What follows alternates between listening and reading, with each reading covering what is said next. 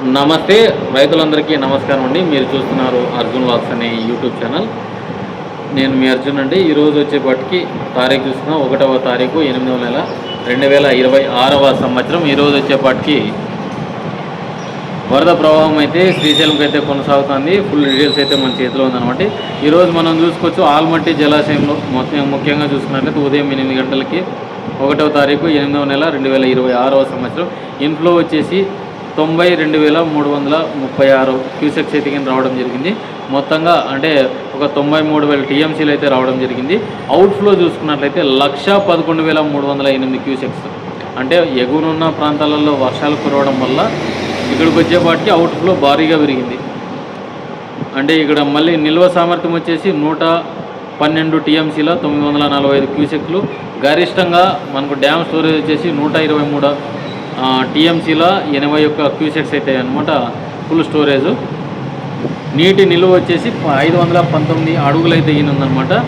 మనకు టోటల్ పూర్తి సామర్థ్యం వచ్చేసి 519 60,000 క్యూసెక్స్ అయితే 600 క్యూసెక్స్ అయితే ఉందన్నమాట. కొంచెం గ్యాప్లో ఉందండి అంతే, అంతకుమించి ఎక్కువేం లేదు.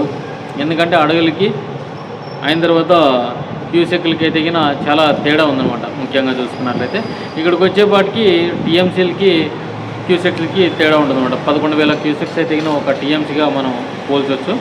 ఇంకా చూసుకున్నట్టయితే ప్రజెంట్ జూరాలు కూడా భారీగా వస్తుంది ఫ్లడ్. మనం జూరాల గురించి మాట్లాడుతున్నాం. ఇంకా తుంగా నదికి అయితే ఇంట్లో భారీగా కొనసాగుతుంది. 46,000 క్యూసెక్స్ అయితే తుంగా నది నుంచి ఇంట్లో అయితే వచ్చింది. మనకు అవుట్ఫ్లో వచ్చేసి 42,000 క్యూసెక్స్. నీటి నిల్వ సామర్థ్యం 2.41 క్యూసెక్స్. ఇది మధ్యాహ్నం మాట్లాడుకున్నాం. ఇక మనం చూసుకోవచ్చు శ్రీశైలం. ఇవన్నీ వచ్చేసి శ్రీశైలం నదికి రావాలా. శ్రీశైలం ప్రాజెక్టుకి అయితే ఈరోజు వచ్చేపాటికి ముఖ్యంగా ఉదయం చూసుకున్నట్లయితే 59 టీఎంసీల 163 క్యూసెక్స్ అయితే రావడం జరిగింది. మొత్తం 886 అడుగులు. ఇప్పుడు ప్రజెంట్ వచ్చేసి 838 అడుగులు అయితే ఉందన్నమాట. ఇక పోతిరెడ్డి పాడు చూసుకున్నట్లయితే పోతిరెడ్డిపాడు 0, అలాగే పవర్ వచ్చేసి 1-0 అనమాట. అంటే ఒక టీఎంసీ వాడుకున్నారు పవర్ హౌస్కి అయితే ఇక్కడికి వచ్చేపాటికి పవర్ హౌస్ 2 అయితే 2 క్యూసెక్స్ అయితే అంటే 2,000 క్యూసెక్స్ అయితే వాడుకున్నారు. ఇంకా కలవకుర్తికి అయితే 1,600 క్యూసెక్స్ అయితే వాడుకున్నారు. ఈ జల ఉత్పత్తికి సంబంధించిన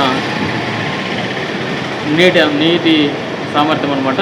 అంటే వాడుకొని కిందకైతే ఎత్తుతున్నారు. మనం చూసుకోవచ్చు ఇంతకుముందు 823 అడుగులే ఉండిండే, ఇప్పుడు వచ్చేసి 838 అడుగులకు వచ్చింది. ఇది సామర్థ్యం పెంచుకుంటూ 883 అడుగుల కింద వస్తే ఖచ్చితంగా నాగార్జున సాగర్ కూడా ఎత్తుతారు. తాగునీటి అవసరాల కోసం ఇప్పుడు కలవకుర్తికి అయితే 1,600 అడుగుల నీటిని అయితే వదులుతున్నారు అనమాట. అలాగే తుంగభద్ర నుంచి నీళ్ళు అయితే వదలడం జరిగింది అనంతపూర్ సైడ్ అయితే ఈరోజు అయితే అది దాని గురించి కూడా ఫుల్ వీడియో అయితే చెప్తాను.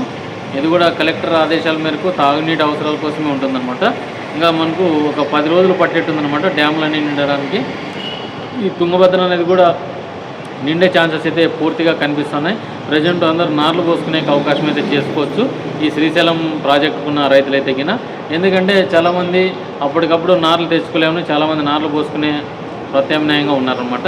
ఎందుకంటే డైరెక్ట్ విత్తుకోలేము. చాలామంది కడ్డీ డబ్బీ రకాలు అయిన తర్వాత చాలామంది సాళ్ళకి వేసుకునే రైతులు ఉన్నారు. సూపర్ 10లు అంటే నాటు రకాల కింద ఉన్న రైతులు అయితే మనం ప్రజెంట్ అయితే జూరాల అయిన తర్వాత నారాయణపూర్ అంటే దాని ఎగునున్నది, జూరాల పైన ఉన్నది నారాయణపూర్ ఎగునున్నది ఆల్మట్టి.